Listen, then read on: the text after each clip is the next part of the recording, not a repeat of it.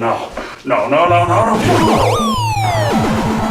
I'll fuck you till you love me, faggot.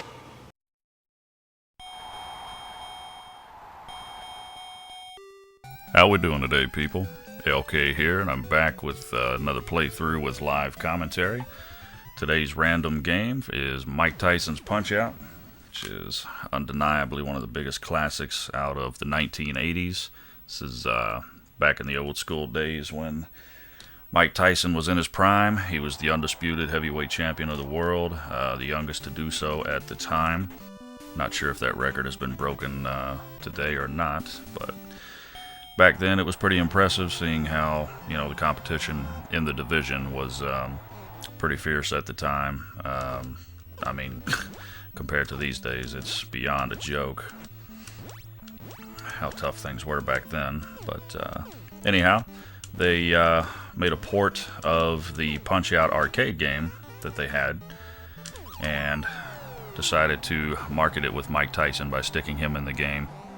And what a classic they created. I mean, just a instant classic game all the way around. And obviously it's one of the games that I look forward to popping in and playing the most when I have the free time. And just a good one to relax to and just kind of chill out and beat people up in the 8-bit world.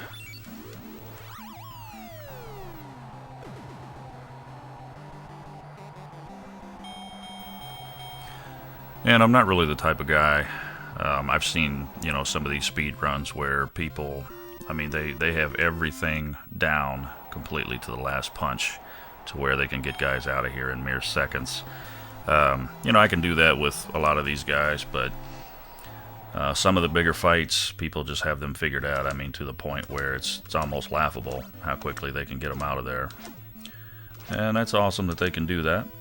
Me, myself, I never spent that kind of time investing into the game. I'm just more of a beat-em-up, I guess a traditional boxer where I don't mind waiting for the computer to take a shot so I can dodge and counter.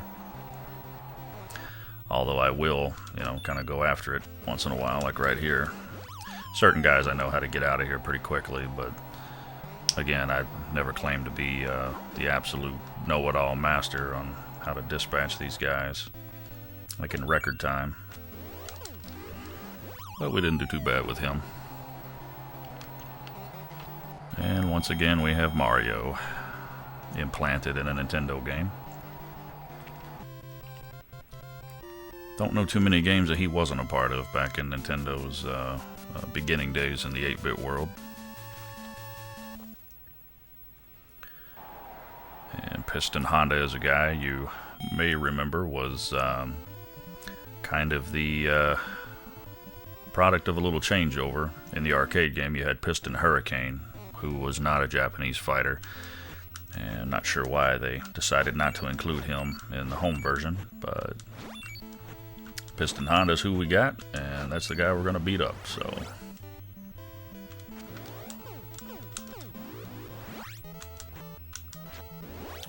as long as I don't get my ass whooped by these uppercuts here.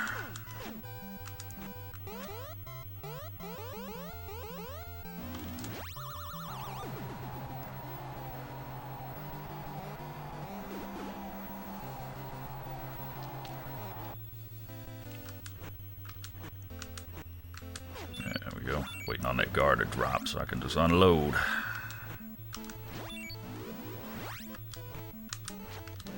Always leave myself open for that. Getting cocky. Getting cocky, Mario. If any of you guys have ever seen that Super Mario Brothers frustration video, I'll talk about one of the cult classics of YouTube. Great stuff.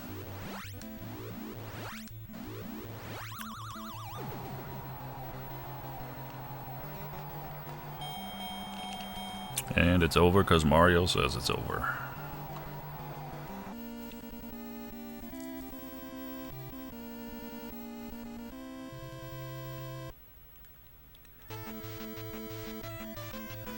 And this scene does prompt a little curiosity, I would imagine, by most people to play this game, especially when you're a little bit older. Not sure whose idea it was to put Little Mac in a pink jumpsuit when he's out doing his road work, but for whatever reason, that's what Nintendo chose to do, and big fat Doc Lewis riding a bicycle there just kind of adds to the humiliation, I guess. But whatever gets the kid in shape, which I guess prompts another issue. You notice the hearts up in the upper left-hand corner. The hearts, as we all know, they represent stamina in such a way where if you miss a punch, or if you block a punch, or if you actually losing my train of thought here, hang on.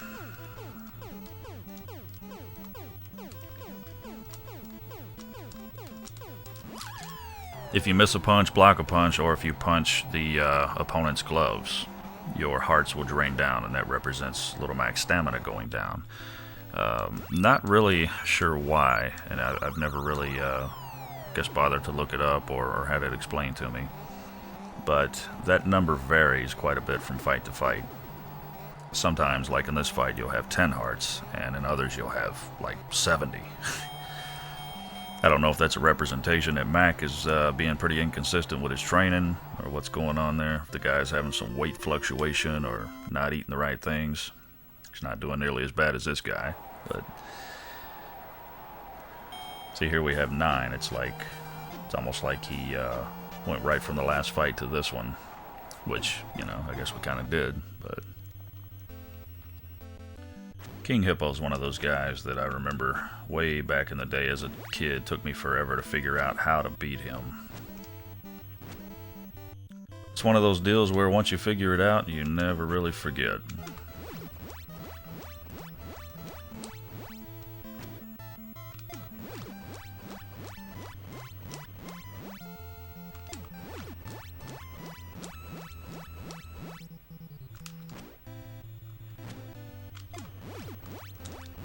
Take a seat there, candy ass.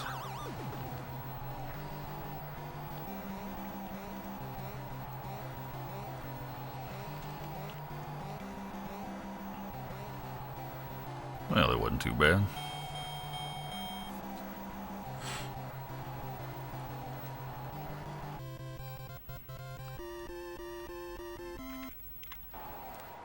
Alright, here's a guy I think we'll have about 70-something hearts for. 77. So, after the fight with King Hippo, Mac must have ran his ass around New York about 500 times in preparation for this bout.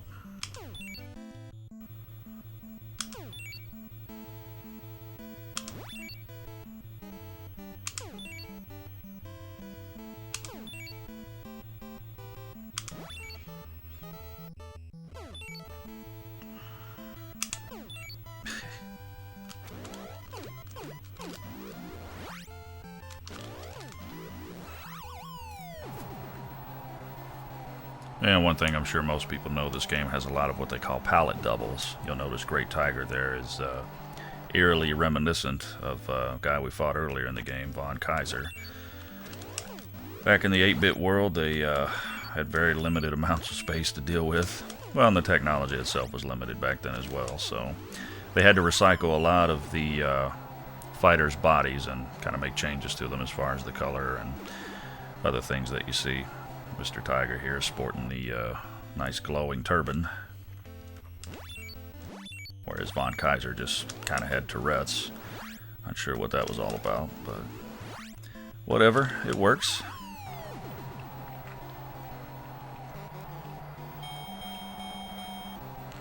I remember this guy being a lot harder when I was a kid.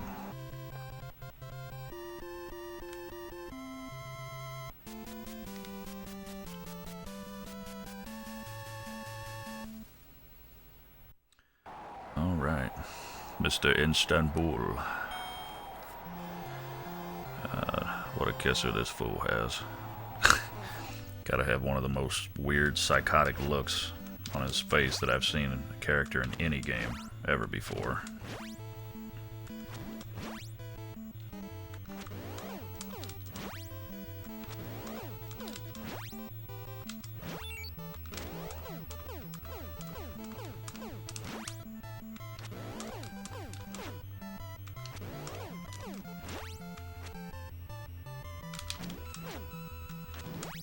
Ah, caught me. Twice. Hell nah. Just for that.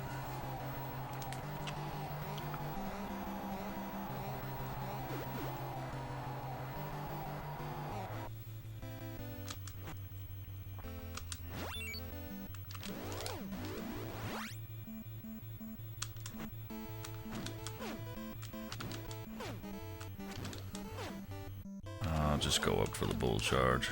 Get this over with.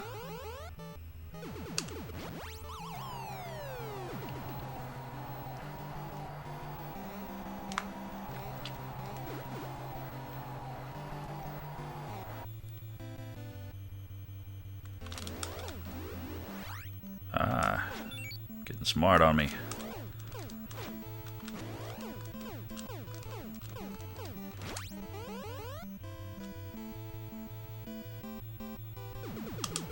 Give me that title.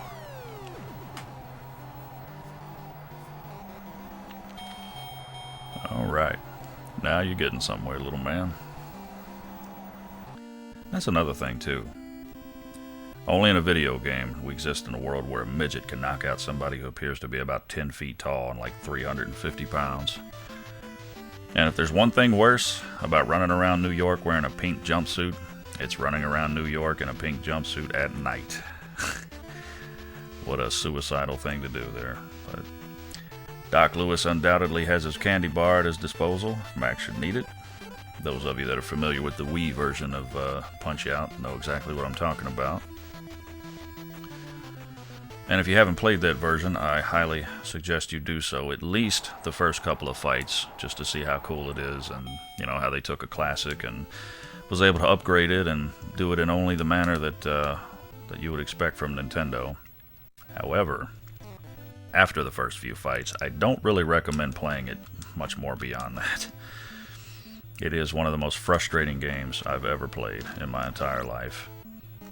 A lot of trial and error involved. Whereas here, in this game, you know, if you're pretty attentive to detail, I mean, it's pretty easy to see that all you really have to do is just kind of stick and move, dodge, counter, you know, make sure your reflexes are good. When you get into the later fights of the Wii version of Punch-Out, it is all trial and error from there. I mean, if somebody can go through that game one time without losing a fight, I take my hat off to you. And I mean the first time you ever play the game. If you can get through it and just use your reflexes and win, you're a much better gamer than I'll ever be. I can't remember the last time I was ready to take the entire console and throw it through the wall before Wii Punch-Out. I did finally beat the game. And after I did, I just kind of sat down and looked at it and I said, you know what, it just wasn't worth it. The amount of stress, anger, and overall tension that I felt while I was working my way through the Wii version, yeah, it just, to me, that's not what video games are about. It became a personal mission that I had to beat that game because I honestly felt like it was laughing at me every time it killed me.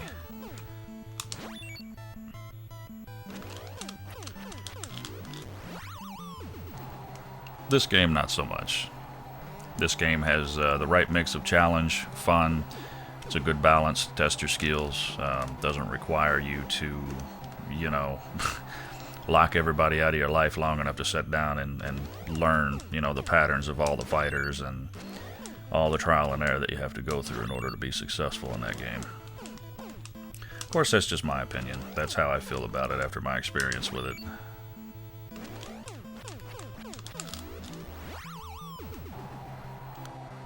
So to Popinski here, he's an interesting character. Aside from being pink from head to toe, I thought Little Mac's jumpsuit was bad, but this guy is actually just pink. He reminds me of the Frankenberry mascot guy on the front of the Frankenberry cereal box.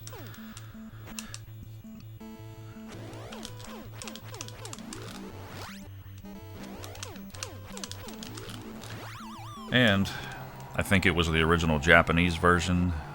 He was actually a drunk, drinking beer or drinking some kind of hard liquor or something out of his bottle.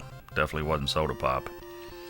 When Nintendo was ready to bring this game to the States, of course, them being the shall we say, conservative, I guess is a nice way to put it, conservative company that they are. They changed the liquor over to soda pop, and I guess instead of him being drunk, he's high on sugar all the time. Yeah, that makes sense. So I guess might as well just call him Cornholio.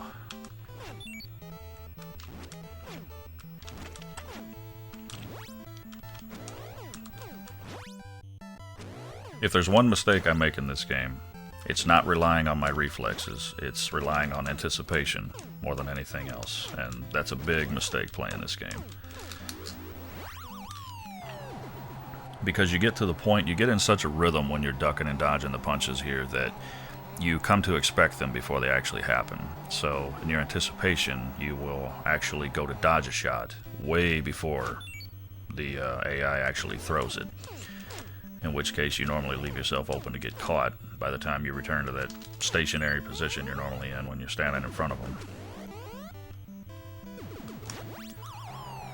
And that can kill you real quick when you get to Mike Tyson. That's a fight where if you can train yourself to rely solely on your reflexes, you'll get through it just fine. The moment you start trying to anticipate what Tyson's going to do, you're out of there. Very interesting fight.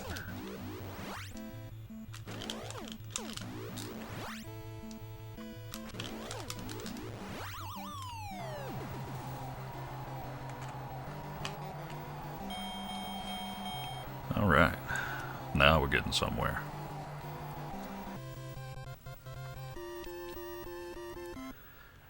And now it's this Joker again. Anybody ever match that music up with the original Tetris music when you score over 100,000 points or whatever it is? Maybe it's just if you get the high score. It fires off the rocket and that exact same soundtrack is used.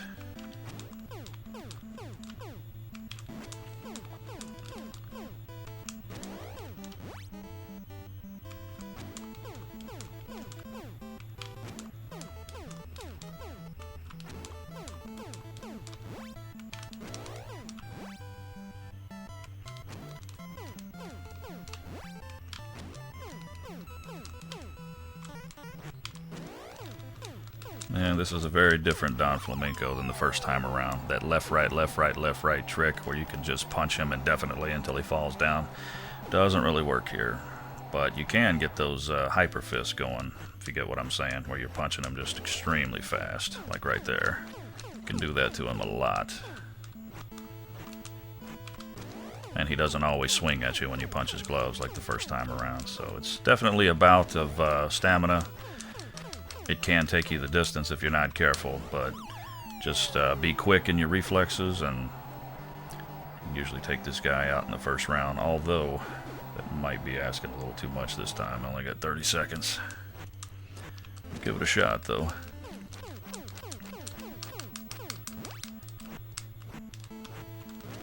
Yep. Oh, yeah, definitely not now. Wow, is this the first guy to get out of the first round with me? Peeled his wig back. God, what a stupid comment. That's got to be one of the lamest things a fighter can ever say. I don't know. The rest of the guys are pretty lame too, though. I know Piston Honda, he says some stuff that in Japanese that if you actually translate it, it doesn't even make coherent sense, I'm pretty sure. I think I read that once, that it's just some random Japanese words that were put down for him.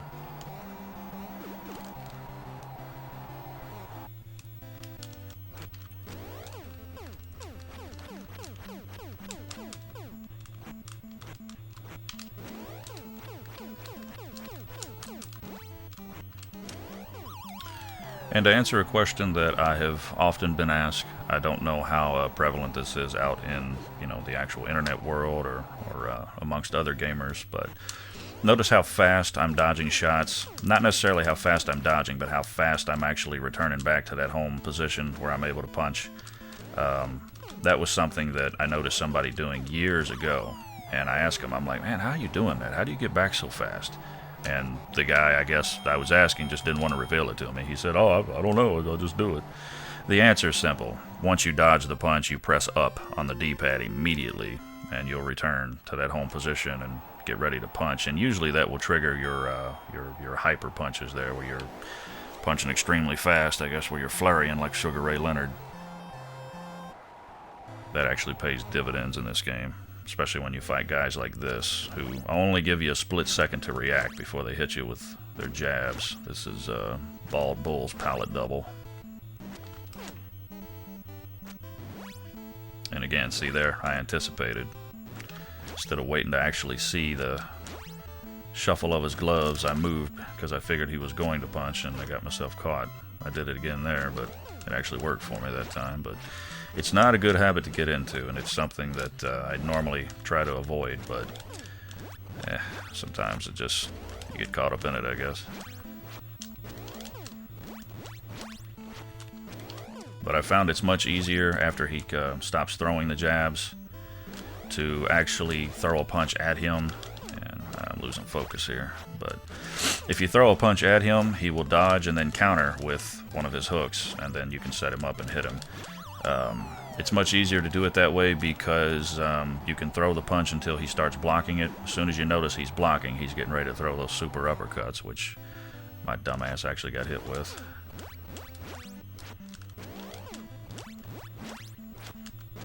I mean, at least that way you don't have to sit there and wait and just blindly dodge him and come back with the counter. You can actually control the action to a certain degree.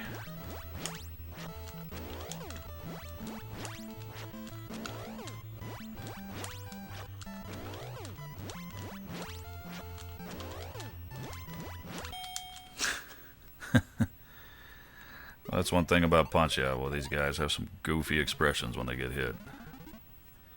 Yeah, okay. As long as I don't get hit by that uppercut, I'm alright. Probably just jinxed myself.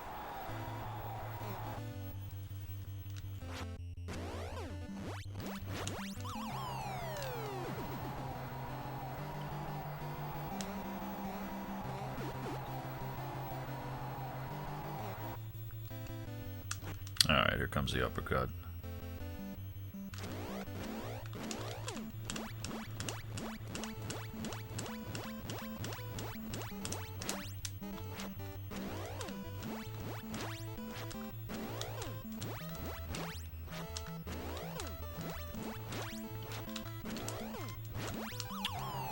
Alright. Down twice in 1 minute. Not too bad. He'll probably go right back to the uppercut here. Yep, here it comes. This should be the end of the fight, or pretty close to it. Yeah. See ya.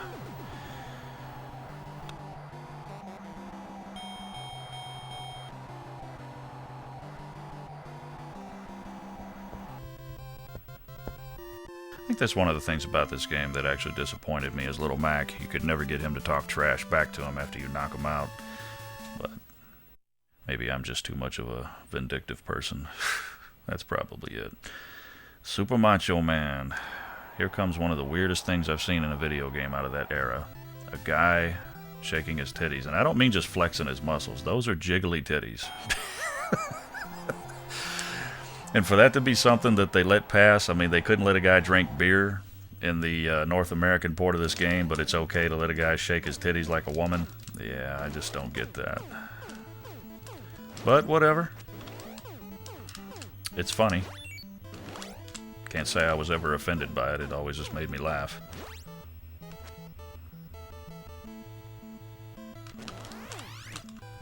Ah. Had that Sandman strategy there. So used to hitting him and then going straight to his body. That's what I tried to do. Not gonna work with this guy. This is Soda's pallet double.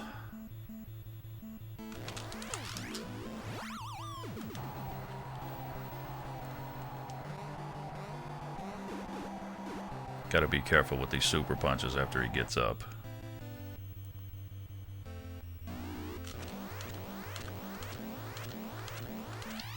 Alright, wasn't too bad.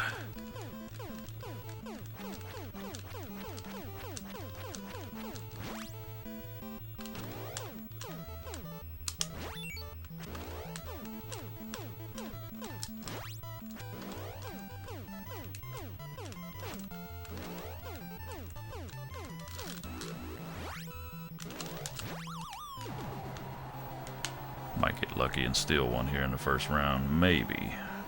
I don't know.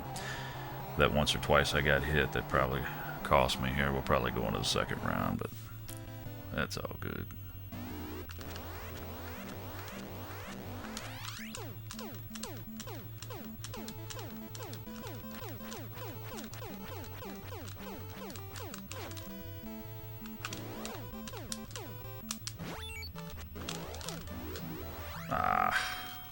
Well. Goofy looking son of a bitch.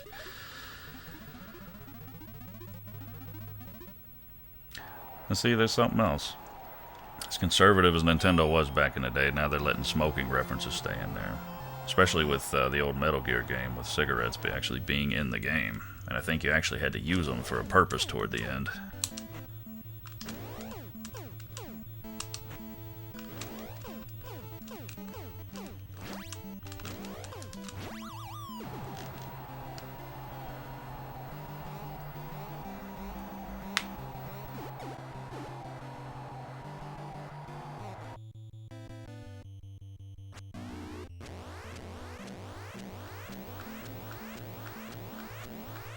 He ain't messing around now. But yeah, back in the 80s with a name like Macho Man, I don't know how they got away with it without having him go, "Oh yeah." Almost even kind of resembles him out here with the same kind of hairstyle. Just no beard, but...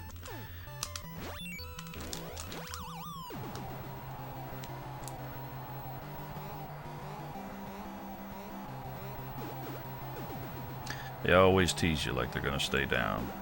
Sometimes they do, but not very often.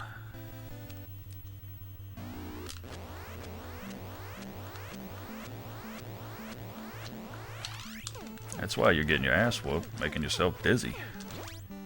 Damn, he went around 9 times on that one. Oh, got me there.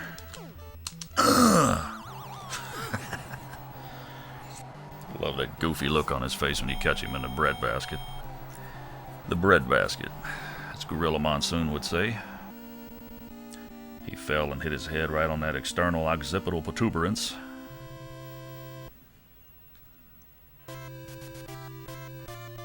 Now, how many people back in the day when you saw this thought the game was over for a split second?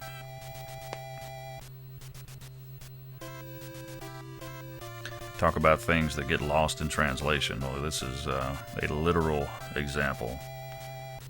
There's portions of this newspaper that make absolutely no sense. I guess now we're led to believe that the referee is Little Mac's father. Whatever. Never knew Mario had kids, but in the world of Nintendo, anything is possible. Mike Tyson. You know, for this first minute and 30 seconds, I may not commentate. I really need to focus here on these uppercuts. I'm not gonna lie. Sometimes it can be tricky to get through.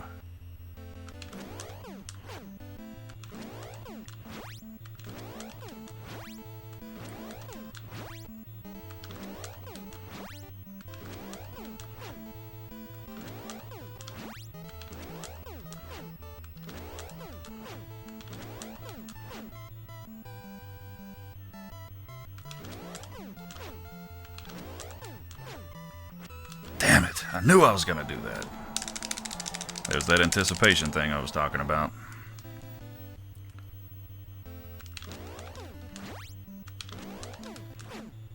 Oh well, only once. I can live with that. I've had him knock me down twice during that uppercut sequence, and I've still gone on to knock him out, so... Not guaranteeing that's gonna happen here, but we'll give it our best shot. If he beats me, he beats me. I'm not going to record this whole thing over again.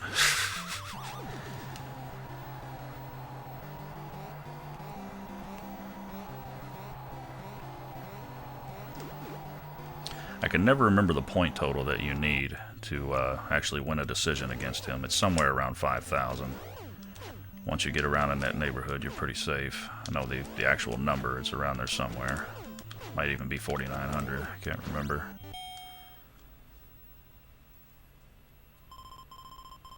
Oh, you think?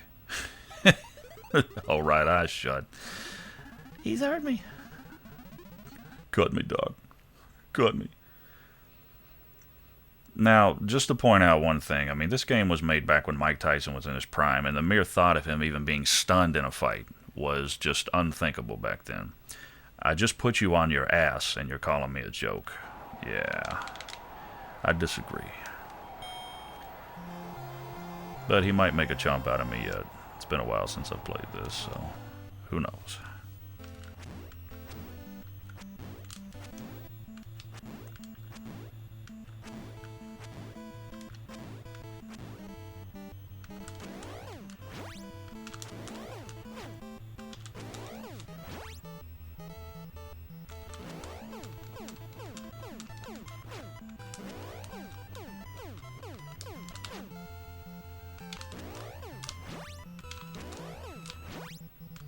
Shit.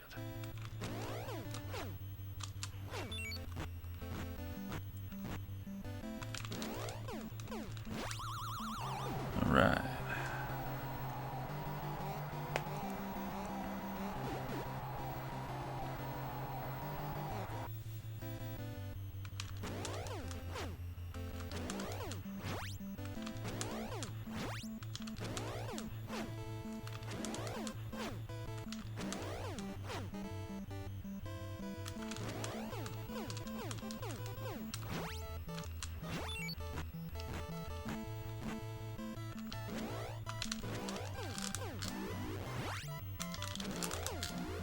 Ah, that's dirty.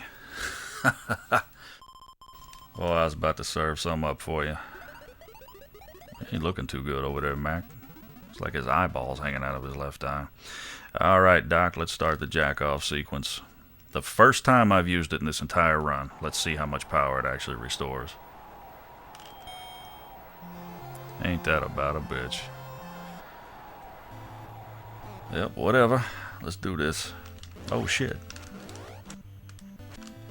Well, I got caught slipping. Big time.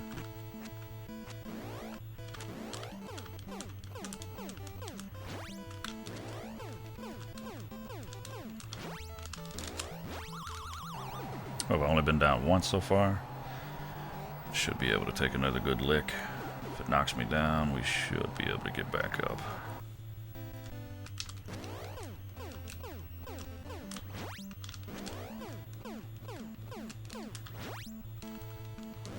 Yep, there it is. Thought he was going to go for those 2 jabs there.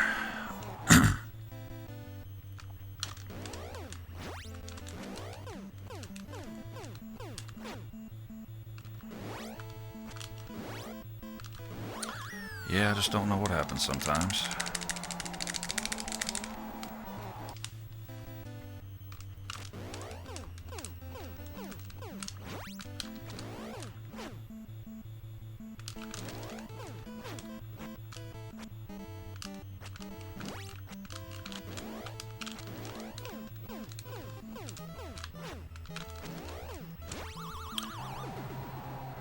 Stay down there, chump. He'll get up.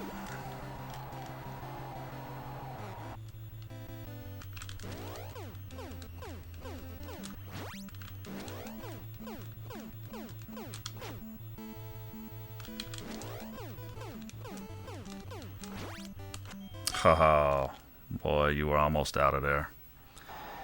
Well, whatever. We'll take the decision. Merry Christmas. Really wanted to knock out on this run, but whatever.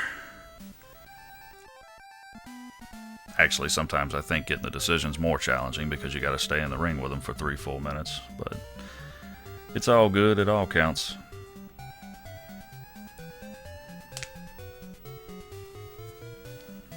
At least they gave us a decent ending here with this one. Mike giving you a little wink. Rolling the bios. They do something very similar in Super Punch-Out for the Super Nintendo, which I will probably end up doing as well. That's one of my favorite games of all time on the Super Nintendo, so probably only a matter of time before I bust that one out. And don't really know what else to say, just kind of watching the ending here. Hope you guys enjoyed this video. For me, again, video games are just something I kind of do to chill out, especially these old school ones. Sometimes I get asked the question if I even bother playing the newer games. The answer is yes, I do. One of my favorite games of all time happens to be Red Dead Redemption, and I love the Fight Night series, so yeah, I do play the new games quite a bit. I will probably do some commentary playthroughs with those as well. Right now it's just kind of a cool deal to bust out the old school NES and take a trip down memory lane with you guys. And once again, as always, hope you enjoyed this video. We'll be back with more here really soon, and until then, take care, and we'll talk to you next time. See ya.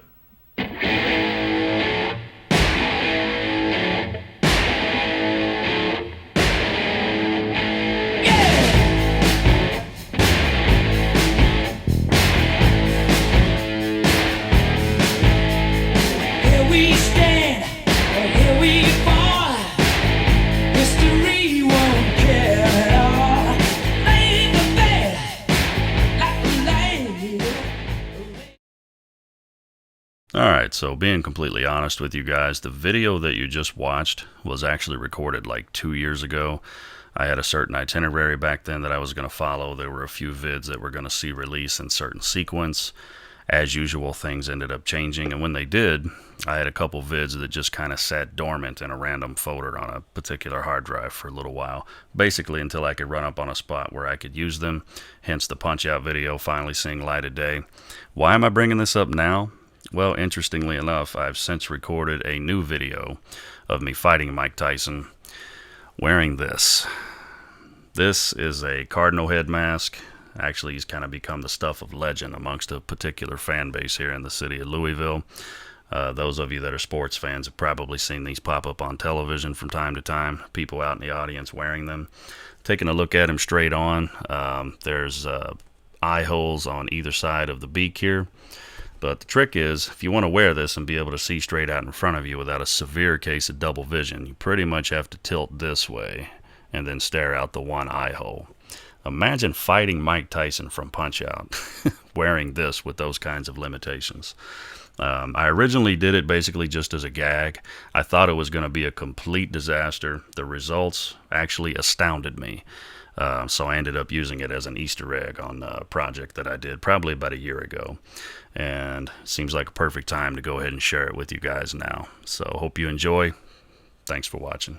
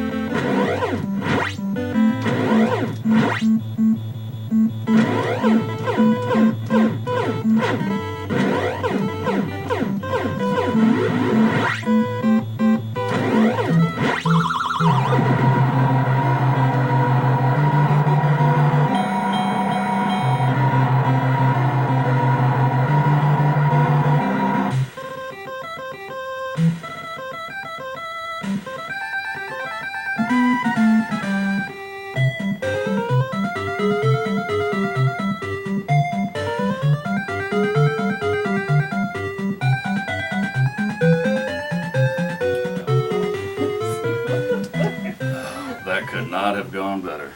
No hit run on Tyson. I like it.